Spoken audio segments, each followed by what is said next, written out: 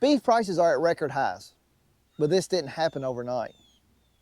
To really understand how we got here, we need to look back at what's changed in the cattle industry over the last 50 years.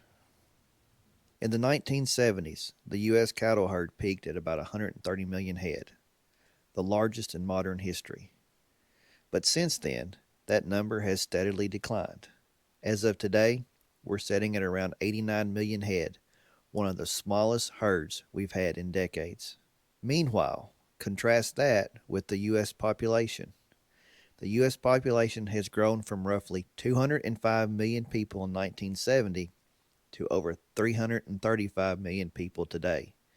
That's an increase of more than 60%, while our cattle herd in the United States has decreased over 30% since the 1970s. So fewer cattle are feeding a much larger population.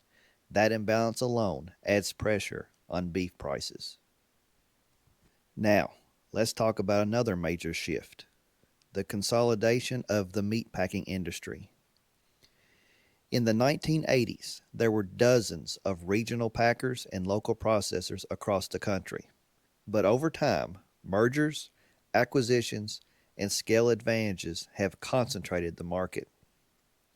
Today, just 4 major companies control an estimated 80 to 85% of the beef packing market. And as a 2020 report estimated, only 22 beef processing facilities handle over 70% of all USDA inspected beef in the United States. That consolidation didn't just change who processes the beef, it changed how it's sold. Years ago, packers primarily sold whole and half carcasses to local butcher stores and shops. But then came the shift to boxed beef, where meat is pre-cut and packaged into specific wholesale cuts before leaving the plant.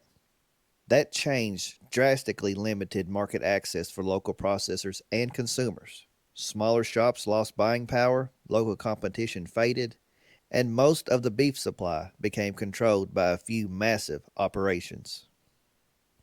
As the number of cattle went down and control of the processing tightened, the system became less flexible and less competitive. When disruptions hit, whether it's drought, pandemic, or plant shuts down, prices spike fast and recover slow. All these pieces, shrinking herd, growing population, industry consolidation, supply chain issues, set the stage for where we are today.